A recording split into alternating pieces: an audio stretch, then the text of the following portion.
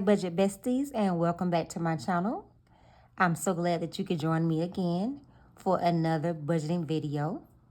Today we will be discussing my June 5th, 2026 paycheck. And since we're not trying to keep up with the Joneses, and since we're not trying to impress anyone, and I'm definitely not trying to waste your time, let's talk about this money. One of the things that I wanted to mention is that the right budget is a plan that we set aside for ourselves that assigns a particular job for every dollar. Every dollar should have an assignment, whether that assignment is for that dollar to pay the light bill, or to pay the mortgage, or to pay the car notes, or to buy groceries. Every dollar should have an assignment. And in that way, with every dollar having an assignment, that helps to reduce random spending that would leave us in a mountain of debt. But with consistency and determination, budgeting can be successful. So let's go over the numbers for June 5th, 2026. So with my Sling account, which is my mom's Sling account, $49.99. That was actually an increase from $45.99 from last month. So a $4 increase.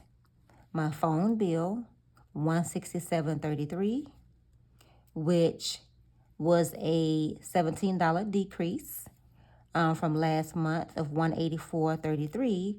And that is because I got rid of some services that I no longer needed or wanted on my phone bill. Again, as I mentioned before, I'm constantly looking for ways to decrease my budget.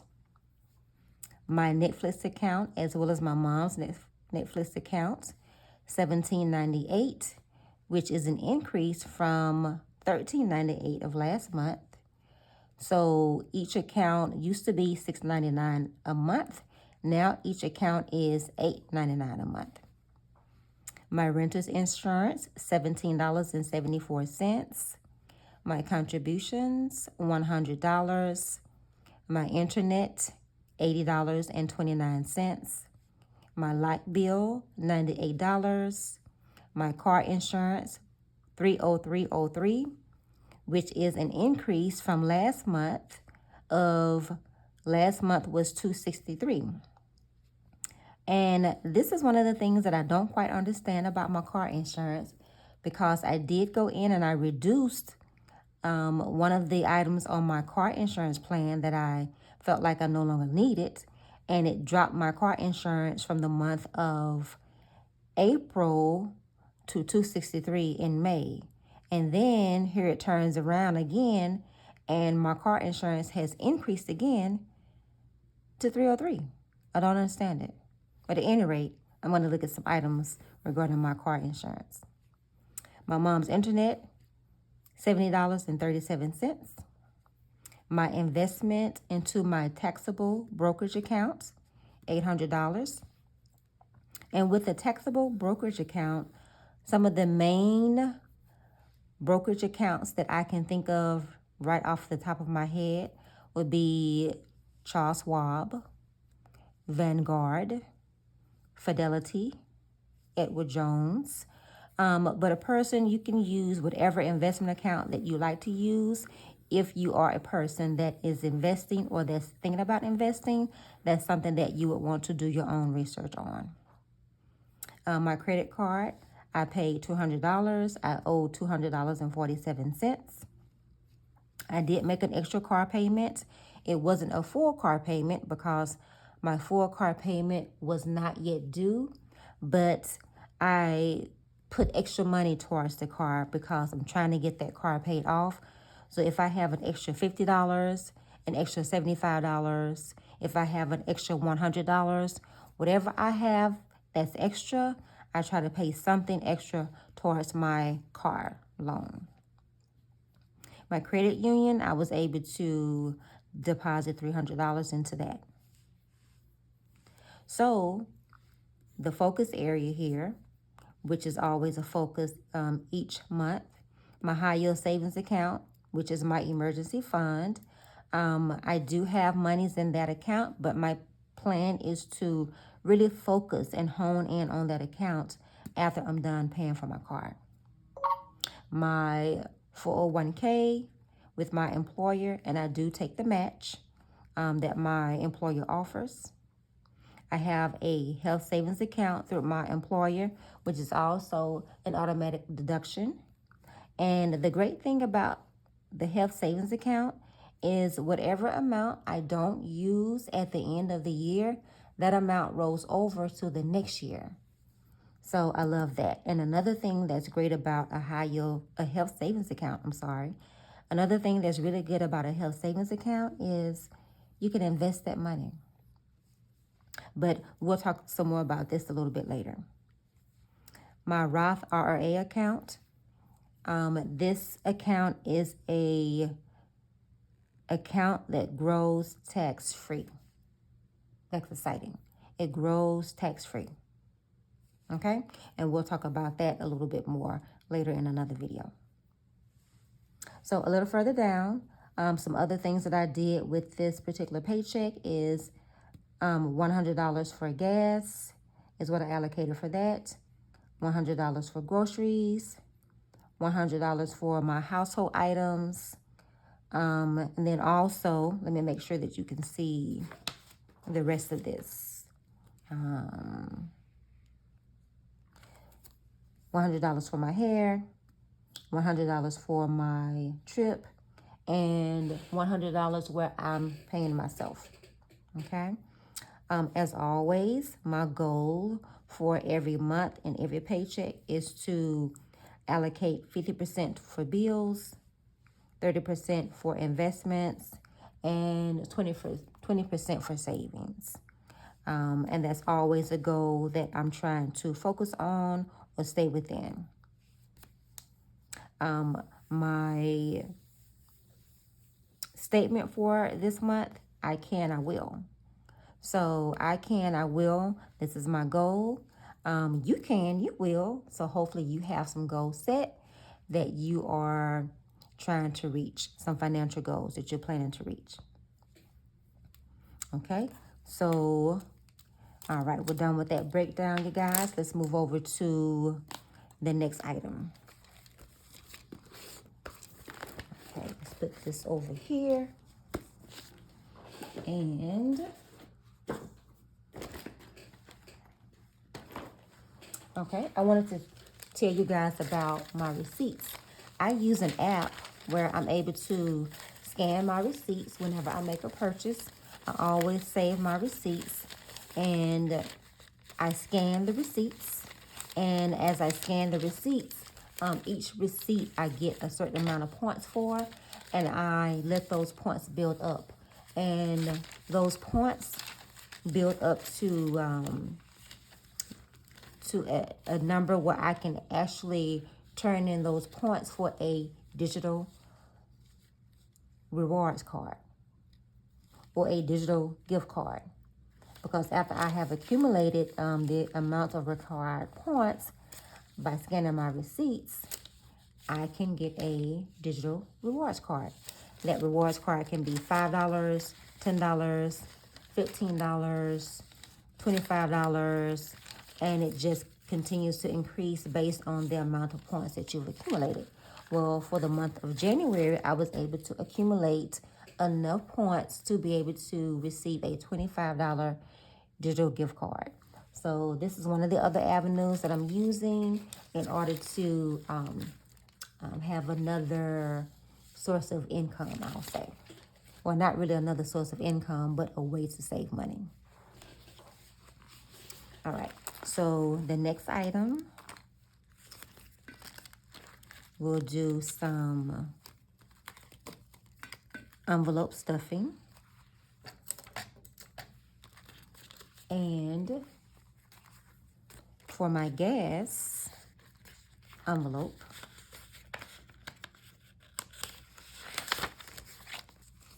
I had initially removed $100, but I've already used $40 to put gas in my car.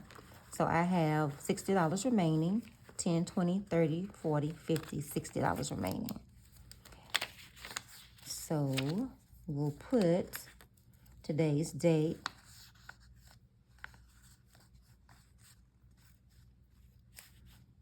Let's see, this is June 15th. And excuse me, guys, I am a little late with this budgeting video for this particular check, but bear with me. And so I added, I'm adding $60 with a balance of $60. Okay. 20, 40, 50, 60. Okay.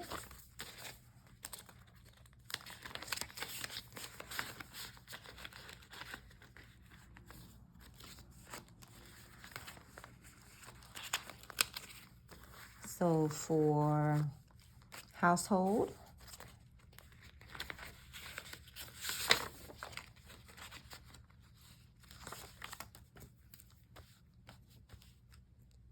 June 15th, 26. For household, I've already used $30 for a household purchase. So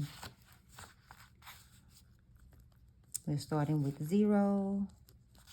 And I'm going to deposit $70 with a $70 balance. Okay. 10, 20, 30, 40, 50, 60, 70. So a $70 balance after making purchases for the household. Or after making household purchases. Okay. Groceries.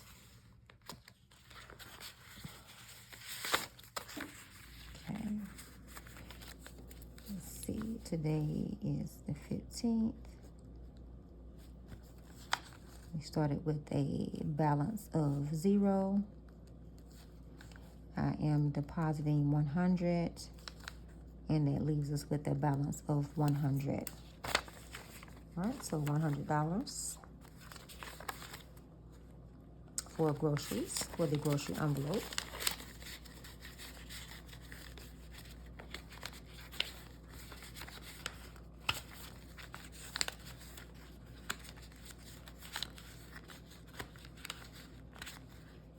Okay. Vacation.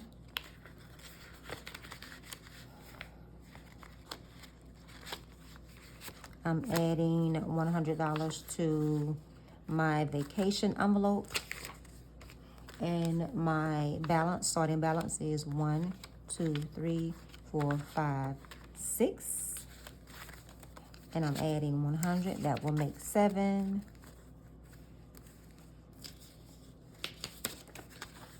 All right.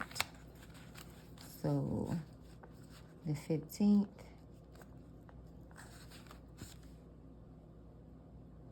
I started off with 6.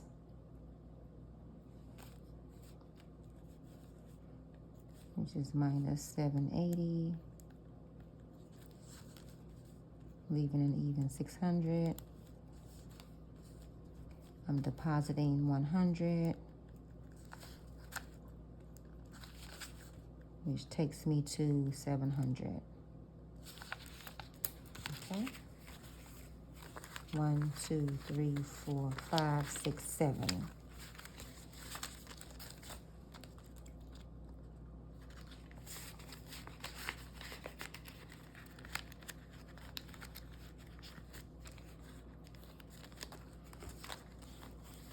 And I'll say that the reason my vacation fund decreased a little bit is because I had an unexpected expense to come up. I did not want to dip into my savings account for it.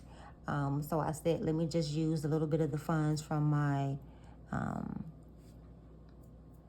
from my trip because I had enough funds, more than enough funds, put back for my trip that I was planning. So I just used a little bit of those funds. But I still have more than enough money for my trip that I'm planning. Savings, this would be for my hair, 10, 20, 30, 40, 50, 60, 70, 80, 90, 100. $100 for my hair. Okay, so that's savings, vacation, groceries, household, and gas. Personal,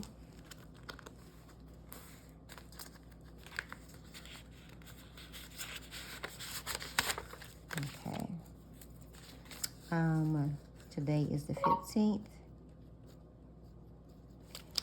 Okay. I'm just gonna put that I had 100 and I had a balance of 100, and I'll say that I used 100, which I did because I purchased a few items with my personal money that I wanted to buy. So that leaves me with a balance of 0 for personal.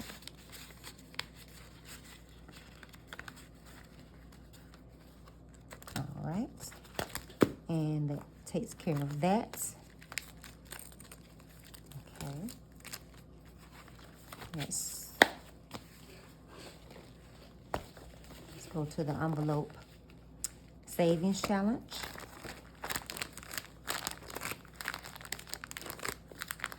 Okay, we're on envelope number 24. So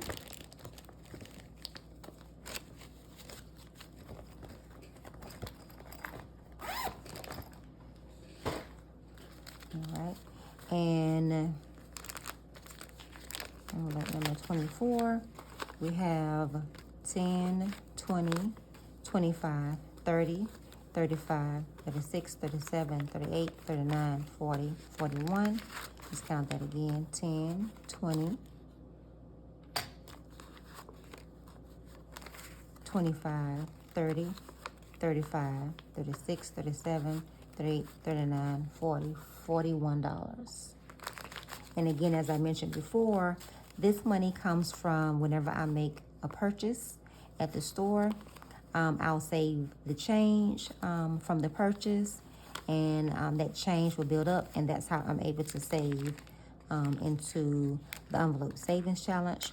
Or in the future, I may start putting a little bit of money aside for the envelope savings challenge. But for right now, I'm just saving cash back that I receive from my purchases. Well, not cash back, but change that I receive from my purchases. So 24, 10, 20, 21, 22, 23, 24. All right, 10, 20, 21, 22, 23, $24. And that goes into the number 24 envelope. Okay. The next envelope would be envelope number 25. What we have remaining is 5, 10, 15, 16, 17. We do not have enough money to fill any of these envelopes, so we'll save the $17 until we can add more money and able to fill the next envelope, which will be envelope number 25.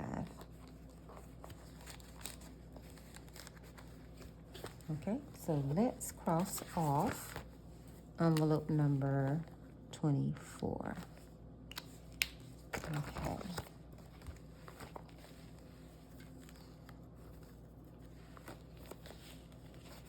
And budget besties, I think that is it for this breakdown, as well as the savings challenge, as well as the envelope stuffing. I thank you for joining me for this video, and look for my next video, which will be part 2 for the counting change.